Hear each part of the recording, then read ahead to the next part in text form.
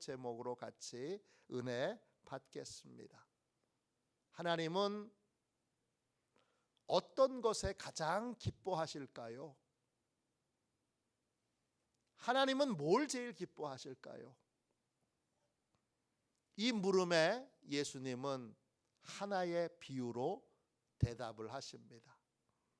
그 비유의 이름이 잃은 양을 찾은 목자의 비유입니다. 하나님은 언제 제일 기뻐하실까요? 잃어버린 양을 찾았을 때 하나님은 제일 기뻐하십니다. 왜 하나님은 잃어버린 양을 되찾았을 때 제일 기뻐하실까요? 잃어버린 양은 찾지 않으면 멸망하게 되기 때문입니다. 오늘 읽은 말씀 15장 6절을 보세요. 집에 와서 그 벗과 이웃을 불러 모으고 말하되 나와 함께 즐기자. 나의 잃은 양을 찾아내었노라 하리라. 목자는 잃은 양을 되찾고 와서 사람들을 초대하여 큰 잔치를 벌입니다. 그 잔치 자리에서 목자는 이렇게 외칩니다. 나의 잃은 양을 찾아내었노라. 잃어버렸다 할 때 그 잃어버렸다는 말은 헬라어로 아폴루미입니다. 뜻은 영원한 멸망이라는 뜻입니다. 잃은 양은 되찾지 않으면 영원히 멸망하게 될 것입니다. 목자가 잃은 양을 찾아내지 않으면 양은 영원한 멸망에 처하게 될 것입니다. 그래서 목자이신 하나님이 간절한 마음으로 양을 찾으십니다. 누가복음 15장 4절입니다. 너희 중에 어떤 사람이 양 100마리가 있는데 그 중에 하나를 잃으면 99마리를 들에 두고 그 잃은 것을 찾아내기까지 찾아다니지 아니하겠느냐. 목자는 양을 숫자로 생각하지 않습니다. 목자에게 양은 자식 같은 존재입니다. 목자에게는 양이 99마리나 있지만 잃어버린 한 마리의 양을 포기할 수 없습니다. 그 양을 찾을 때까지 목자는 계속 찾아다니고 또 계속 수색하며 찾아다닙니다. 찾아다닌다 이 말이 헬라어로 휴리스코입니다. 뜻은 계속 수색하며 찾아다니는 것입니다. 목자는 잃어버린 양을 되찾을 때까지 수색을 멈추지 않습니다. 계속 찾고 또 찾고 또 찾습니다. 그래서 그 양을 찾았을 때 목자는 기뻐합니다. 누가복음 15장 5절입니다. 또 찾아낸즉 즐거워 어깨에 메고. 목자는 양을 찾아낸 후에 그 양을 어깨에 메고 즐거워합니다. 즐거워한다 이 말이 헬라어로 카이로입니다. 뜻은 환호성을 지르며 찾아낸 양에게 인사를 하는 것입니다. 흰둥아, 너 여기 있었구나. 야호, 우리 흰둥이 찾았어요. 이게 즐거워하는 겁니다. 하나님이 제일 기뻐하는 순간은 잃은 양을 되찾았을 때입니다. 그 잃은 양은 누구죠? 잃은 양은 바로 죄 가운데 빠져 있는 죄인들입니다. 누가복음 15장 7절입니다. 내가 너희에게 이르노니 이와 같이 죄인 한 사람이 회개하면 하늘에서는 회개할 것 없는 의인 99으로 말미암아 기뻐하는 것보다 더하리라. 하나님이 찾으시는 잃은 양은 죄인입니다. 죄인 한 사람이 자기의 죄를 깨닫고 돌이켜 하나님께로 돌아올 때 하나님은 그 어떤 것보다 가장 기뻐하십니다. 이때 기뻐한다라는 말은 헬라어로 다른 단어입니다. 차라라고 하는 말입니다.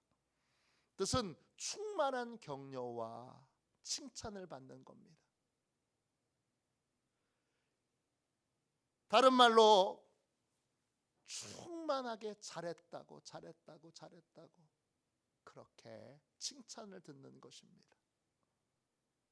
인간이 하나님을 칭찬할 수 없으니 삼위일체 하나님이 서로 잘했다고, 잘한 일이라고, 수고했다고 그렇게 칭찬하고 격려하는 상황에 놓이는 것이 기뻐하는 겁니다. 그러면 칭찬으로 충만하고 격려로 충만하게 됩니다. 이게 하나님의 기쁨입니다. 하나님은 이 기쁨의 자리로 우리도 초대하십니다. 누가복음 15장 6절입니다. 집에 와서 그 벗과 이웃을 불러 모으고 말하되 나와 함께 즐기자. 나의 잃은 양을 찾아 내었노라 하리라. 하나님은 잃은 양을 찾았을 때, 죄인 하나가 회개하고 하나님께로 돌아왔을 때 함께 기뻐하는 자리로 우리를 초대하십니다. 함께 기뻐하자고 우리를 부르십니다. 함께 즐기다, 이 말이 헬라어로 한 단어입니다. 수구카이로입니다. 카이로는 환호성을 치면서 기뻐하는 거고, 수구는 함께 기뻐하는 것입니다. 수구카이로는 함께 환호성을 치르며, 아니 흰둥이 찾았어? 그래 흰둥이 찾았어. 그러면서 함께 환호성을 지르고 함께 덩실덩실 춤을 추면서 함께 기뻐하는 것이 바로 수구카이로입니다. 오늘 같이 읽은 말씀에 보면 하나님의 이 기쁨에 참여하는 사람이 있고 하나님의 이 기쁨에 참여하지 못하는 사람이 있습니다. 여러분들은 어디에 속할까요? 오늘 본문에 나오는 서기관들과 바리새인들은 하나님과 함께하는 기쁨에 참여하지 못합니다. 누가복음 15장 1절 2절입니다. 모든 세리와 죄인들이 말씀을 들으러 가까이 나오니 바리새인과 서기관들이 수군거려 이르되 이 사람이 죄인을 영접하고 음식을 같이 먹는다 하더라. 모든 세리와 죄인들이 예수님의 말씀을 들으러 왔습니다. 당시는 유대가 로마의 속국으로 있던 때였고, 세리들은 로마 당국에 뇌물을 바치고 세금을 거둘 권한을 받은 사람들입니다. 이들은 로마에서 부과한 세금보다 몇 배의 세금을 이스라엘 백성들에게 부과하여 그걸로 이익을 얻었던, 이스라엘 백성들을 착취했던 로마의 앞잡이들입니다. 죄인들은 헬라어로 하마르톨로스입니다. 의도적으로 하나님의 법을 지키지 않는 사람들입니다. 그래서 시간이 지날수록 하나님의 진노가 쌓이도록 만드는 사람, 이 사람들이 죄인들입니다. 그런데 모든 세리와 죄인들이 예수님의 말씀을 듣기 위해서 예수님을 찾아왔습니다. 그들은 말씀을 듣는 자리에 있지만 주님의 가르침에는 전혀 관심이 없던 바리새인과 서기관들과 달리 주님의 말씀을 듣고 그 말씀에 순종하기 위하여 말씀을 듣는 자리에 온 것입니다. 그러자 주님의 말씀에 전혀 관심이 없는 서기관들과 바리새인들이 수군거리기 시작합니다. 아니 세리들이 왔어? 아니 저 악한 죄인도 여기 왔다고? 수군거린다. 헬라어로 디아조그 구조입니다. 조그 구조입니다. 네, 디아조그 구조. 뜻은 중얼거리는 소리로 불평하고 투덜대는 것입니다. 작은 소리가 아닙니다. 예수님이 알아들을 수 있도록 중얼중얼은 되는데 이것이 불평이고 원망인 것을 알아들을 수 있도록 말하는 것이 수군거리는 것입니다. 사람들이 있는데 지금 예수님이 말씀을 전하시는데 뒤편에서 노골적으로 불평과 원망을 표현하고 있는 것입니다. 바리새인들과 서기관들은 주님이 세리와 죄인들을 영접했다는 것 자체가 너무 화가 납니다. 영접한다 이 말은 헬라어로 프로스테초마이입니다. 뜻은 그냥 세리들이 왔구나, 죄인들도 왔구나, 이런 게 아니라 세리와 죄인들을 초대해 놓고 눈이 빠지게 기다리는 것을 뜻합니다. 언제나 올려나, 오늘 올려나, 이번 주에 올려나, 지금 올려나, 그렇게 세리와 죄인들을 수시로 초청하고 언제나 올까, 오늘 올까, 내일 올까, 그렇게 노심초사하며 기다리는 것이 영접하는 것입니다. 모든 죄인들과 쇠리들 예수님의 말씀을 들으러 온데 예수님의 적극적인 초청과 간절한 기도와 또 기다림이 있었습니다. 초청과 기다림의 결과로 이 세리들과 또 죄인들이 말씀을 듣는 자리에 나왔습니다. 예수님은 너무 기뻤습니다. 왜 기뻤습니까? 그들 안에 선한 변화가 일어나기 시작했기 때문입니다. 그런데 바리새인들과 서기관들은 세리들의 변화를 보지 못합니다. 죄인들의 변화를 보지 못합니다. 이들은 왜 말씀을 들으러 나온 이 변화를 함께 기뻐하지 못했을까요? 이 바리새인과 서기관들은 사람을 변화하는 존재로 보지 못하고 성장하는 존재로 보지 못하기 때문입니다. 스탠포드 대학교의 심리학 교수인 캐롤 드웩이라고 하는 분이 쓴 책 가운데 마인드셋이라고 하는 책이 있습니다. 제가 지금까지 읽어본 모든 믿음에 관한 책 가운데 최고로 좋은 책입니다. 이 책에서 캐롤 드웩은 어려움을 극복하는 사람과 어려움을 극복하지 못하는 사람의 차이를 연구했습니다. 어떤 사람은 극도로 어려운 상황을 잘 극복하고 이겨냅니다.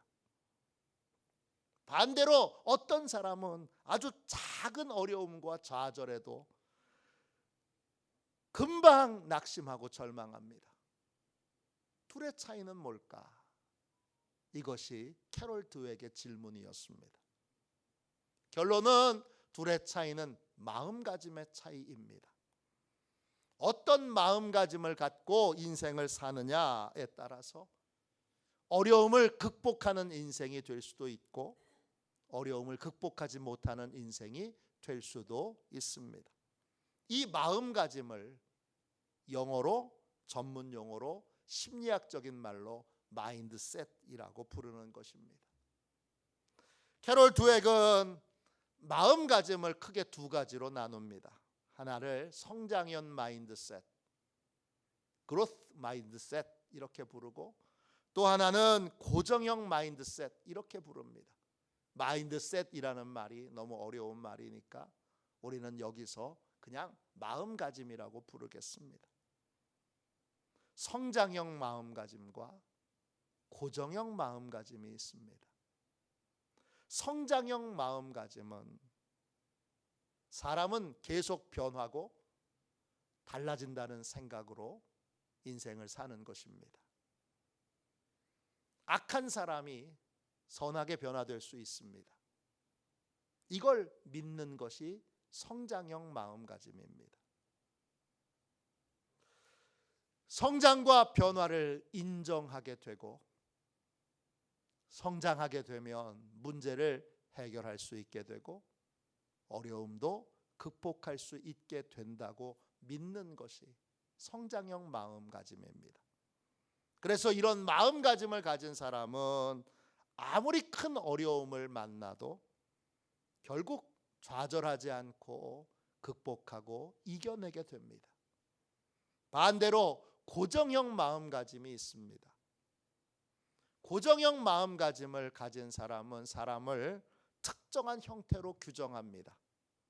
이런 거죠. 착한 사람, 나쁜 사람. 또 성공한 사람, 실패한 사람. 밝은 사람, 어두운 사람. 천재, 둔재. 이렇게 태어날 때부터 이렇게 정해진 대로 마치 인생을 사는 것처럼 인생의 한 부분에 그 사람이 성공했으면 성공한 사람, 그 사람이 실패했으면 실패한 사람, 이렇게 특정한 시기에 일어난 일을 가지고 인생 전체를 그 사람이 어떤 사람이라고 규정하는 것, 이것이 바로 고정형 마음가짐입니다. 이런 사람들은 성장과 변화를 인정하지 않습니다. 자신을 향해서도 특정한 순간을 중심으로 자기 자신을 규정합니다. 한번 실패하면 영원히 실패자라고 생각합니다. 또 한번 낙심하면 평생 영원히 비관주의자라고 생각합니다. 이런 마음가짐을 가진 사람은 성장도 변화도 없습니다. 늘 잘하는 사람, 못하는 사람, 성공한 사람, 실패한 사람, 끊임없이 인생의 한때를 규정하여 그 사람 인생 전체를 그렇게 단정짓습니다. 이런 마음가짐을 가진 사람은 작은 어려움도 극복하지 못하고 크게 좌절하게 됩니다. 오늘 바리새인과 서기관들은 고정형 마음가짐을 가진 사람들입니다. 이들은 한 번 죄인은 영원한 죄인이다. 그리고 한 번 의인은 영원한 의인이다. 이렇게 생각합니다. 이들은 선한 자와 악한 자는 처음부터 구분되고 나눠진다고 생각합니다.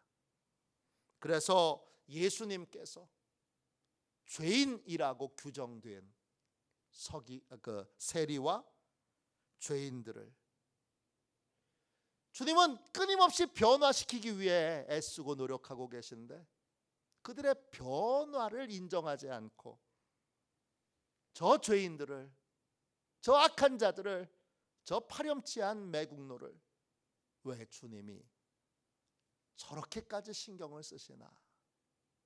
그것에 마음이 불편합니다. 그래서 그 불편한 마음을 예수님이 말씀을 전하는 시간에 노골적으로 드러내어 적대적인 감정을 표출한 것입니다. 여러분께 묻겠습니다. 여러분은 어떻게 생각하십니까? 사람은 변화됩니까? 아니면 변화되지 않습니까? 여러분 모두는 다 변화된다고 믿고 있다고 생각할 것입니다. 그러나 여러분이 사용하고 있는 말들을 한번 생각해 보십시오. 우리는 변화를 믿지 않는 사람들의 말을 많이 쓰고 있습니다. 착한 사람, 나쁜 사람. 저 사람 착한 사람이야. 저 사람 나쁜 사람이야. 그 나쁜 사람이 언젠가 착한 사람으로 변화될지 어떻게 합니까? 성공한 사람, 실패한 사람. 저 사람 성공한 사람이야. 저 사람 의인이야. 아니, 저 사람 죄인이야. 이미 정해져 있는 것처럼 말하고 생각하고 있지는 않습니까? 기쁨을 함께 누리도록 주님이 우리를 초대하고 계신데, 그 하나님의 초대를 받아들이려면 우리는 제일 먼저 사람은 언제든지 복되고 아름답게 변화될 수 있음을 믿어야 합니다. 사람의 변화를 믿는다면 지나온 과거로 저 사람 옛날에 저랬대, 지나온 과거로 사람을 평가하고 판단하고 규정하는 일을 멈춰야 합니다. 어제의 죄인이 하나님의 은혜로 거룩한 사람으로 얼마든지 변화될 수 있음을 믿어야 합니다. 어떤 사람이든지 변화될 가능성이 있음을 인정하고 주님처럼 사람의 변화를 위하여 노력하고 헌신하고 정성을 다하는 인생을 살아야 합니다. 그럴 때 하나님의 기쁨에 참여하는 삶을 살 수 있게 됩니다.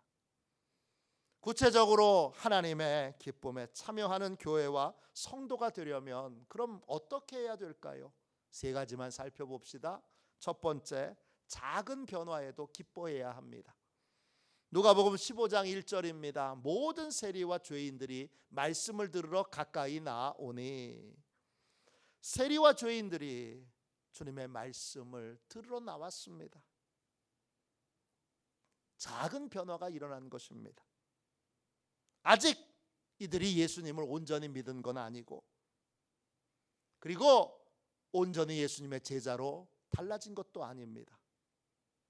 신중한 측면에서 보면 작은 변화입니다.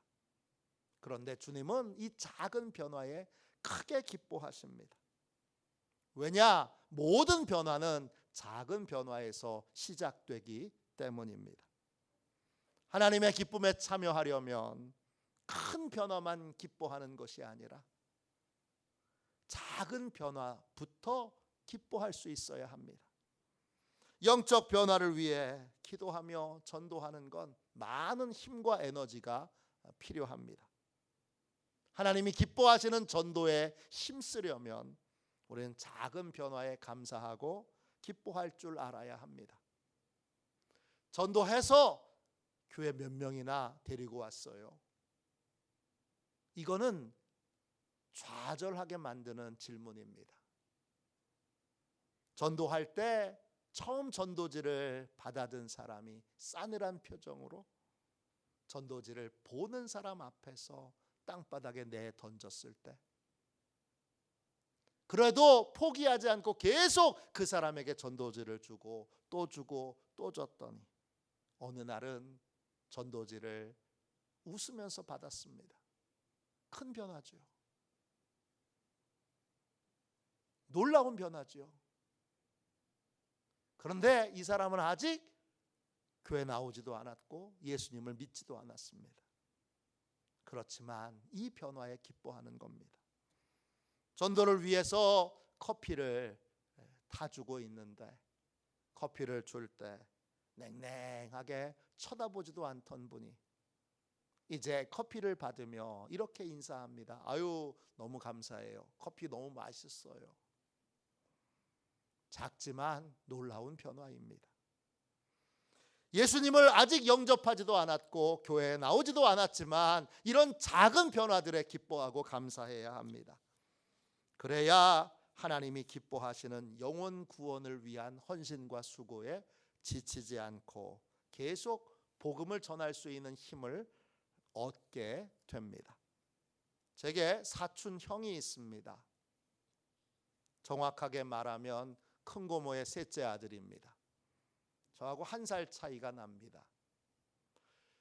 저희 친척들 형제들이 거의 다 여자들이기에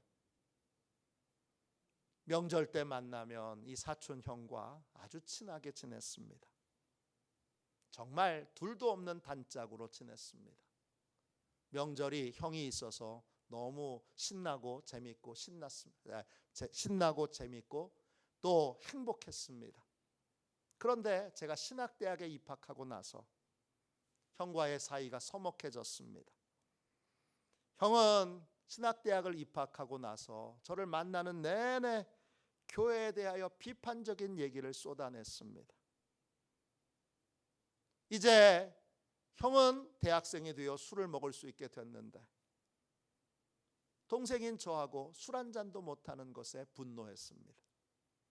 당구장 가서 게임도 한 판 할 만한데 당구장 가서 게임 한 판을 할 수 없는 그러한 상황에 대하여 분노했습니다. 형이 보기에 저는 세상 물정 모르는 순진한 바보 천치입니다. 형은 제가 알지 못하는 세상적인 또 다른 많은 즐거움을 알고 있었고 그걸 행하고 있었습니다. 그런데 저는 그 형에 대하여 만날 때마다 잔소리하는 사람, 순진무구한 바보 천치였습니다. 어느 순간부터 명절 때 형을 만나도 인사만 하는 사이가 됐습니다. 그게 너무 마음이 아팠습니다. 그러다가 형이 41살 되던 해에 간질 중첩증이라는 희귀한 병에 걸렸습니다. 간질 중첩증 처음 들어보셨죠? 저도 처음 들어봤습니다. 팔다리가 오그라들었습니다. 잘 눕지도 못하고 걷지도 못합니다. 올해 형의 나이는 58세가 됐습니다. 17년 동안이나 간질 중첩증으로 상상할 수 없는 무시무시한 고통의 시간을 보냈습니다. 지금은 형이 집에서 살고 있지만 병원에 입원해서 치료를 받을 때 형을 찾아간 적이 있습니다. 그때 형은 병원에서 유치원생처럼 말하는 법, 걷는 법, 손 쓰는 법을 배우고 있었습니다. 병원에서 정말 오래간만에 만난 형은 유치원생처럼 환하게 웃었습니다. 신학대학을 입학하고 나서 형에게 그런 환한 웃음을 본 적이 처음입니다. 그렇게 저를 반겨주신 것도 처음입니다. 천사 같은 얼굴로 반겨주시는 그 모습을 보고 또 병원에 와준 것만으로도 기뻐하고 감사하는 모습을 보고 인생에서 일어난 너무나 끔찍한 고통과 비극이 형을 변화시켰다는 생각을 갖게 됐습니다. 형은 작은 것에도 감사하고 기뻐하는 사람이 됐습니다. 제가 하는 말을 순진한 멍청이의 잔소리로 들었던 형이 이제는 제가 하는 말을 목사님의 말씀으로 듣습니다. 그리고 인사치레지만 가기 전에 기도는 해주고 가야지 그럽니다. 물론 형은 아직 예수님을 온전히 믿지 못합니다. 왜냐? 그의 인생에 일어났던 일에 대하여 하나님께 크게 분노하고 있기 때문입니다. 그러나 형의 작은 변화에 저는 기뻐하고 감사하고 감격합니다. 언젠가 하나님께서 반드시 제 사랑하는 형을 예수 믿는 사람으로 그렇게 변화시켜 주실 것을 굳게 믿습니다. 두 번째, 하나님의 기쁨에 참여하는 교회와 성도가 되려면 어떻게 해야 합니까? 작은 변화도 은혜의 결과임을 인정하고 기뻐하고 감사해야 합니다. 누가복음 15장 5절을 보십시오. 또 찾아낸즉 즐거워 어깨에 메고 그랬습니다. 목자는 양을 발견하고 나서 어깨에 메고 즐거워합니다. 즐거워한다. 카이로 앞에서 말씀드린 것처럼 환호성을 지르며 양의 이름을 부르는 것입니다. 그런데 이 말에 또 다른 의미가 있습니다. 은혜를 발견하고 기뻐한다, 이런 뜻이 있습니다. 목자는 양을 찾아낸 것이 자기의 수고와 헌신의 결과가 아니라 하나님이 베푸신 은혜의 결과라는 것을 고백합니다. 은혜를 베풀어 주셔서 양을 찾아낼 수 있는 것입니다. 모든 선한 변화에는 하나님이 배후에 계십니다. 아주 작은 변화라도 내가 한 것이 아니라 하나님이 은혜를 베풀어 주신 것입니다.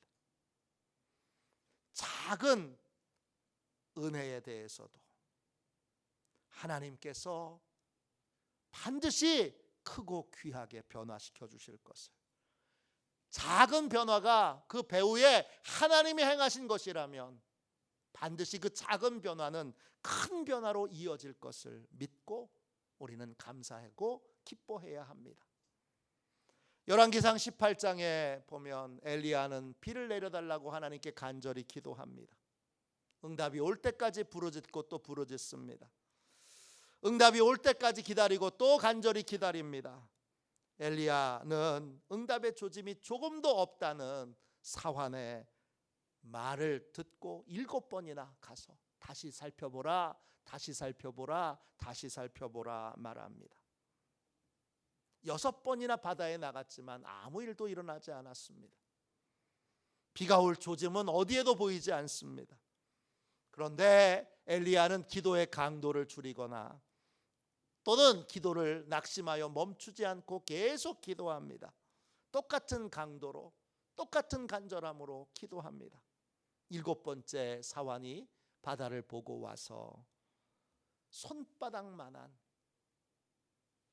작은 구름이 바다 위에서 떠오른다고 그렇게 보고합니다.